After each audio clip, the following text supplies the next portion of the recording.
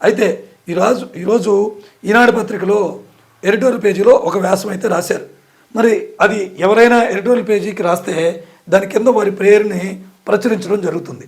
కానీ ఇక్కడ ఎడిటోరియల్ పేజీలో ఈరోజు ఎటువంటి పేర్లు ప్రచురించలేదు. మరి ఇది డైరెక్ట్గా ఈనాడే ఏమైనా ఎడిటోరియల్ పేజీకి రాసిందా అంటే బహుశా రాసి ఉండొచ్చేమో. అయితే వీళ్ళకి జగన్మోహన్ రెడ్డి గారంటే పడదు, ఆయన అధికారంలో ఉంటే వీళ్ళకి ఇష్టం లేదు. కేవలం తనకు నచ్చిన వాళ్ళు, తనకు అనుకూలంగా ఉన్న వాళ్ళే ఆంధ్రప్రదేశ్లో అధికారంలో ఉండాలి అని వాళ్ళు పనిచేస్తున్నట్లుగానే కనపడుద్ది. చాలా సందర్భాల్లో ఇది మనం చూసాం. ఈ 10 సంవత్సరాల్లో జగన్మోహన్ రెడ్డి గారికి ఏ రోజు వాళ్ళు పాజిటివ్ రాయరు. ఆయన పెట్టుబడులు తీసుకొస్తేనేమో అవి ఫేక్ అంటూ రకరకాల వాదనలు ఎంత తెచ్చినా దానికి నెగిటివ్గానే రాసేవాడు గతంలో. ఇప్పుడు చంద్రబాబు నాయుడు గారు పెట్టుబడిదారులను కలవడానికి వెళితే కోట్లు పెట్టుబడి వరదలా వచ్చి పడ్డట్టుగా వార్తలు రాస్తూ ఉంటాయి ఈ 2 పత్రికలు. సరే, ఈరోజు రాసినటువంటి ఆర్టికల్లో ప్రధానంగా జగన్వి విషరాజకీయాలు అని చెప్పి రాశారు. ఇక్కడ మనం జగన్మోహన్ రెడ్డి గారిని వ్యతిరేకించట్లేదు, అలా అని అనుకూలించట్లేదు. అలాగే చంద్రబాబు నాయుడు గారిని వ్యతిరేకించట్లేదు, అలా అని మనం వెనకేసుకు రావట్లేదు. ఎందుకు మాట్లాడుతున్నామంటే పత్రిక కానీ టీవీ ఛానల్స్ కానీ ఒకరికి కొమ్ము కాస్తే ప్రజలు వాళ్ళు రాసింది నిజాలని చెప్పి వాళ్ళు నమ్మి మిగతా పార్టీలని ఇచ్చేస్తూ ఉంటుంది. కాబట్టి ప్రతిపక్షం ఇప్పుడు బలహీనంగా, అంటే వాళ్ళ దృష్టిలో బలహీనంగా ఉండొచ్చు, బలంగా ఉండొచ్చు. కానీ ప్రతిపక్షం తరపున వాయిస్ వినిపించాల్సింది, ప్రజలకు నిజాలు తెలియజేసే విధంగా మేము జర్నలిస్టుగా పాత్ర పోషించాలి. కాబట్టి మనం దీని మీద మాట్లాడుతున్నాం అన్నమాట. మనం ఎవరికి అనుకూలం కాదు, వ్యతిరేకం కాదు. మా పక్షం ప్రజాపక్షం. సరే, చూద్దాం. క్రూరులైన రాజకీయ నేతలు జనాన్ని భయపెడుతూ పాలిస్తారు. కుటీల రాజకీయ నాయకులేమో పచ్చి అబద్ధాలతో జనాన్ని ఏమార్చుతూ పబ్బం గడుపుకుంటారు. ఈ 2 అవలక్షణాలను వైఎస్ జగన్మోహన్ రెడ్డి అంట పుణికిపుచ్చుకున్నారంట. కుతంత్రాలు దండోపాయాలతో 5 ఏళ్ల పాటు ముఖ్యమంత్రి తత్వం వెలగబెట్టిన జగన్ భిన్న రంగాల్లో ఏపీని గాఢంధకారంలోకి నెట్టుకుపోయారంట. మరి జగన్మోహన్ రెడ్డి కంటే ముందే చంద్రబాబు నాయుడు గారిని 2014లో ఆంధ్ర రాష్ట్రం విడిపోయినప్పుడు గెలిపించారు. మరి చంద్రబాబు నాయుడు గారు ఏం వెలగబెట్టారు? అలాగే అందుకు జనం చీకొట్టి నిరుటి ఎన్నికల్లో మట్టి కరిపించగానే ఆయనకి తెలివి నొచ్చుకోలేదంట. మరి 2014 తర్వాత 2019లో మరి చంద్రబాబు నాయుడు గారిని కూడా గణాంధకారంలోకి నెట్టారుగా ప్రజలు. అప్పుడు ఆయన ఏం గ్రహించారు, ఇప్పుడేం గ్రహించారు? ఈ 18 నెలల కాలంలో చంద్రబాబు నాయుడు గారు ప్రజలకు చేసింది ఏంటి?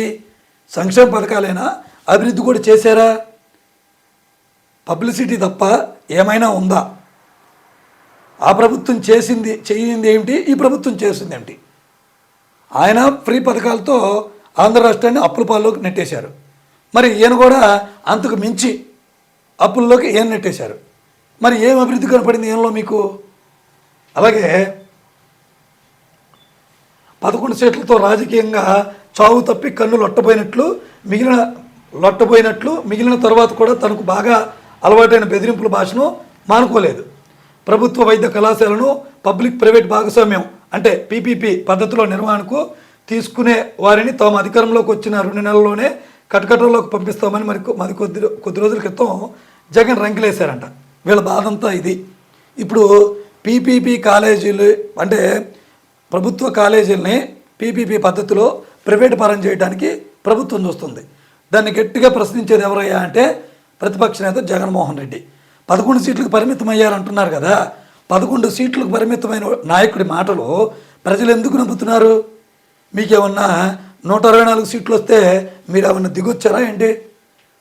జగన్మోహన్ రెడ్డి గారికి 40% ఓటు బ్యాంక్ ఉంది, మిగతా 40% తెలుగుదేశం పార్టీకి ఉంది.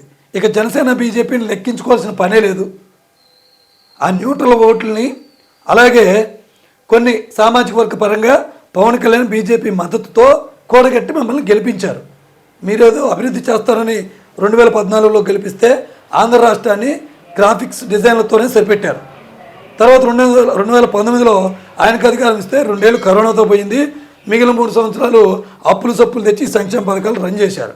సో ప్రజలు ఈ లోపలనే వాళ్ళు కూడా కాదు జగన్ కాదు ఇతను చూద్దాం అనుకున్నారా, లేకపోతే జగన్మోహన్ రెడ్డి గారు కనుక ఎన్నికల రిజల్ట్ వచ్చినప్పుడు ప్రెస్ మీట్ పెట్టి ఎందుకు ఓడిపోయామో తెలియదు అనే అనుమానంగా మాట్లాడటం ఆ కారణమైనా ఉండొచ్చు. ఏ కారణం మనం పర్టికులర్గా అయితే చెప్పలేమన్నమాట. బుద్ధి తెచ్చుకోకపోవడానికి ఇలా మెడికల్ కాలేజీలు ప్రైవేట్ పరం చేయొద్దంటూ 1,00,00,000 సంతకాల ఉద్యమం చేస్తే 1,50,00,000 సంతకాలు వచ్చాయంట.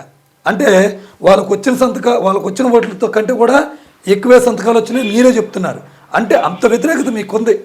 అంటే ఒక ప్రతిపక్ష నాయకుడు ఆఫ్టర్ ఆల్ 11 సీట్లకు పరిమితమైనటువంటి ఒక నాయకుడు, ఒక ఎమ్మెల్యేగా ఉన్నటువంటి పులివెందులకి ఒక నాయకుడు బెదిరిస్తే ప్రైవేట్ కాలేజీలని ముందుకు తీసుకోవడానికి, ప్రైవేట్ పరం చేసుకోవడానికి కాంట్రాక్టులు ముందుకు రావటం లేదంటే ఆయనంటే భయమా, లేకపోతే ప్రభుత్వం అంటే నమ్మకం లేదా?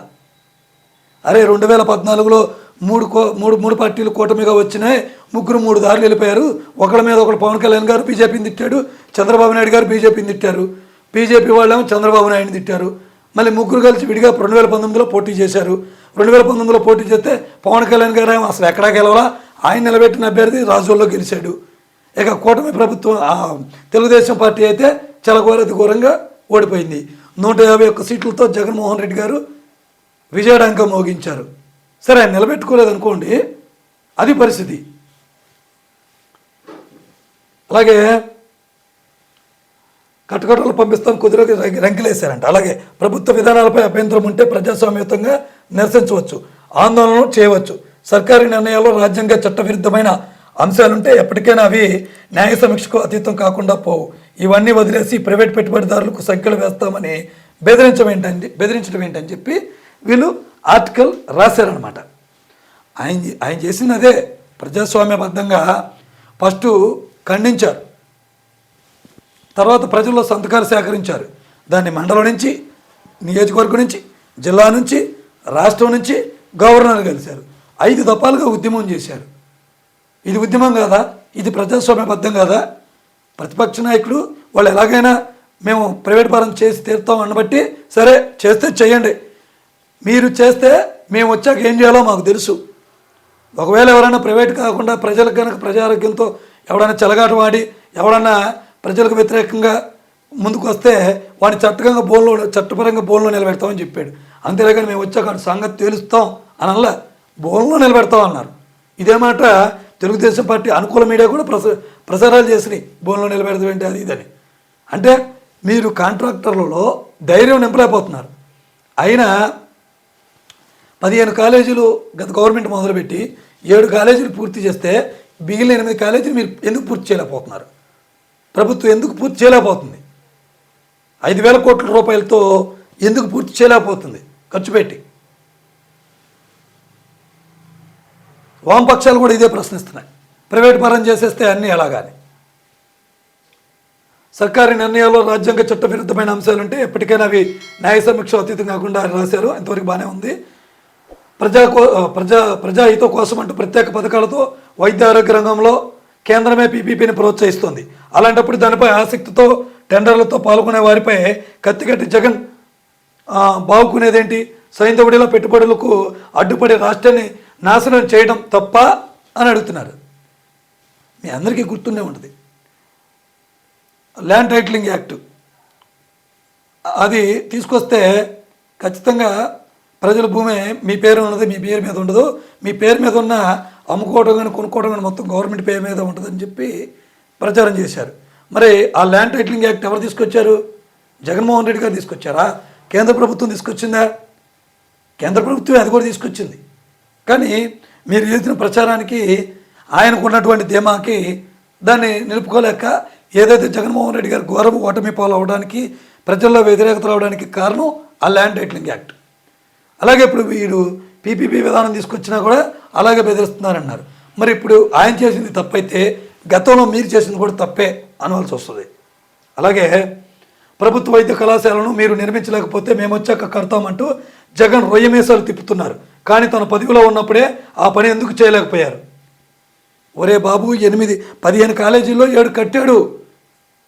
3 సంవత్సరాల్లో ఎంతకన్నా ఏమైనా చేయగలుగుతారా? మీరు వచ్చి 2 సంవత్సరాలు అవుతుంది. మీరు ఎంత చేయగలిగారు? తెలుగుదేశం పార్టీ కూటమి ప్రభుత్వం ఏం చేయగలిగింది? అసలు మొదటి ఏడాది పెన్షన్లే ఇవ్వలేదు. మొదటి ఏడాది సంక్షేమ పథకాలు సూపర్ 6 అమలు చేయలేకపోయింది. జగన్మోహన్ రెడ్డి గారు నవరత్నాలు ఎట్ టైం అమలు చేశాడు మొదటి సంతకం పెట్టి. 7 కాలేజీల వరకు కట్టాడు. సో అలాగే వైద్య విద్య వ్యయభారం అధికంగా ఉన్న నేపథ్యంలో అర్హులైన విద్యార్థులకు ఉపకార వేతనాలు ఇవ్వాలని కళాశాలను ఆసుపత్రులకు పీపీపీ విధానంలో నిర్వహించడంపై ఆలోచించాలని పార్లమెంటరీ కమిటీయే ఇటీవల సిఫార్సు చేసింది. పార్లమెంట్ కమిటీ సిఫార్సు చేసింది. అలాగే భాజపా, కాంగ్రెస్, అలాగే బీజు జనతాదళ్, ఆప్, ఎస్పీ, అలాగే ఎన్సీపీ, డిఎంకే, జేడీయూ తదితర భిన్న పార్టీల ఎంపీలతో కూడిన న్యాయ సంఘం ఇదంట. కేంద్ర ప్రభుత్వం అన్నింటినీ ప్రైవేట్ పరం చేస్తుందని వామపక్షాలు ఇప్పటికే నెత్తినోరు కొట్టుకుంటున్నాయి. ఎన్నో ధర్నాలు, నిరసనలు చేస్తున్నాయి. ఎప్పటి నుంచో ఆంధ్రుల హక్కు, విశాఖ ఉక్కుగా ఉన్నటువంటి స్టీల్ ప్లాంట్ని ప్రైవేట్ పరం చేయడానికి వేగంగా అడుగులు పడుతున్నాయి. దాని పక్కన ఉన్న మెటల్ ప్లాంట్, దానికి గనుల మాటికి ఇచ్చేసరికి పర్మిషన్ ఇచ్చేస్తుంది ప్రభుత్వం, చొరవ తీసుకుంటుంది. దీని ప్రకారం ఏం ఆలోచించాలి? అన్నీ ప్రైవేట్ పరం చేసుకుంటూ పోతే ఒక పరిపాలన మట్టికి ఎందుకు? అది కూడా ప్రైవేట్ చేతులు ఇవ్వాలే కదా. అదే కదా స్ట్రాంగ్గా ప్రతిపక్షాలు, వామపక్షాలు చెప్తున్నాయి. పేదవాడికి అవసరమైన విద్యా, వైద్యం 2 ప్రభుత్వం ఉచితంగా ప్రజలకు ఇవ్వలేనప్పుడు, ఇక ఆ మాత్రం మీరు ఇవ్వలేనప్పుడు ఆ రక్షణ రంగాలు, అలాగే మిగతా పబ్లిక్ పాలసీలు మొత్తం దానికి ఇవ్వచ్చు కదా. జగన్ ఆఖరికి ఏపీ హైకోర్టు వ్యాఖ్యలను కావాలని విస్మరిస్తున్నారు. నిధుల కొరత వల్ల వైద్య కళాశాలను పీపీపీ విధానంలో చేపట్టాలని రాష్ట్ర ప్రభుత్వం నిర్ణయించి ఉండొచ్చు. అది తప్పేలా అవుతుంది. పూర్తిగా ప్రైవేటుకు అప్పగించకుండా ప్రభుత్వ భాగస్వామ్యం ఉండటం మంచిదే కదా అన్న ఉన్నత న్యాయస్థానం మాటలకు జగన్ దగ్గర జవాబు ఉందా? జగన్ దగ్గర జవాబు ఉందా లేదని పక్కన పెట్టండి. ప్రతిపక్షం ఫైట్ చేస్తుంది. అందులో వాళ్ళు 60% పూర్తి చేసిన వాళ్ళకి హక్కు ఎవరికి ఉంటుంది? మీలాగా అంటే ఇది ప్రైవేట్ పరం చేసిన కూర్చొని చూసి 4 సంవత్సరాల తర్వాత ఇంక సంవత్సరం ఎలక్షన్ ఉందనగా అప్పుడు వచ్చి ప్రశ్నిస్తే ఏమంటారు? ప్రైవేట్ పరం చేయకూడదని అప్పుడే గట్టిగా సమ్మెలు చేయొచ్చుగా, నిరసనలు చేయొచ్చుగా. మరి అప్పుడు గుర్తొచ్చారా ప్రజలను? అప్పుడు అనరా? ప్రతిపక్షం ఎప్పుడు కూడా మొదటి నెల నుంచే పనిచేయాల, అంతే తప్ప లాస్ట్ చివరి ఎన్నికల ఏడాది ఉండగా పనిచేయకూడదు. అది పీపీపీ పద్ధతిలో చేపట్టే వైద్య కళాశాలలు, ఆరోగ్య సేవల ప్రాజెక్టులకు మూలధన వ్యయంలో 30-40%, నిర్వహణ ఖర్చులో 25% కేంద్రం గ్రాంట్గా సమకూర్చుతుంది. ఈ విషయాన్ని వెల్లడించిన కేంద్ర ఆరోగ్య మంత్రి జేపీ నడ్డా నైపుణ్యం, సృజనాత్మకత, నిధుల సమీకరణ పరంగా పీపీపీ చాలా లాభదాయకమైనదని పేర్కొన్నారంట. ఎవరో ఆరోగ్య శాఖ మంత్రి జేపీ నడ్డా అంట ఈ వ్యాఖ్యలు చేసింది. ఇప్పటికే ఆరోగ్యశ్రీ బకాయిలు పేరుకుపోయినాయి మా ఆంధ్రప్రదేశ్లో. ఇప్పటి వరకు వాటి బకాయిలు నిరసన 3,000 కోట్ల పైన ఉన్నాయంట. కొంతవరకే జమ చేశారు. ప్రైవేటు నెట్వర్క్ ఆసుపత్రులన్నీ ధర్నాలు చేసినాయి. వాళ్ళందరూ రోడ్డెక్కిన పరిస్థితి వచ్చింది. ఎక్కడింకా అసలు ఎవరు ఇన్ని సంక్షేమ పథకాలు పెట్టమన్నారు? కాదు, ప్రభుత్వం తప్పు చేస్తుందని చెప్పుకొచ్చినటువంటి, ప్రతిపక్షంగా ఉన్నటువంటి చెప్పుకొచ్చినటువంటి తెలుగుదేశం పార్టీ, జనసేన పార్టీ ఇప్పుడు ఎందుకు వాళ్ళకు మించిన సంక్షేమ పథకాలతో ప్రజల వద్ద నుంచి డబ్బులు ఖర్చు చేస్తుంది? సో రాజకీయ అక్కస్తో ప్రయోజనాలకు, రాష్ట్ర దీర్ఘకాల శ్రేయస్సుకు పాత్రేయడానికి వెనకాడిన జగన్ పోకడలు భారత ప్రజాస్వామ్యానికే ప్రమాదకరమైనవి అంట. చూడండి, భారతదేశానికే ప్రమాదకరమైనవి అంట. సో ఏంటంటే ఒక జగన్మోహన్ రెడ్డి ఏమి వెలగబెట్టాడు 5 సంవత్సరాలు అని అడిగేటప్పుడు అసలు ఈ 2 సంవత్సరాల కూటమి ఏం వెలగబెట్టింది? జగన్ వెలగబెట్టలేదనే కదా ప్రతిపక్షంలో కూర్చోబెట్టారు ప్రజలు. మళ్ళీ ఇప్పుడు జనంలోకి ఏ ఇండికేషన్స్ పంపిస్తున్నారు? 15 కాలేజీల్లో 7 కాలేజీలకు పూర్తి చేస్తే 8 కాలేజీలు కట్టలేనటువంటి గవర్నమెంట్, ప్రజలకు అవసరమైనటువంటి విద్య, వైద్యం ఇవ్వలేనటువంటి గవర్నమెంట్ ఇంకెందుకు? ఇదే ప్రజలు ఇప్పుడు ప్రశ్నించేది.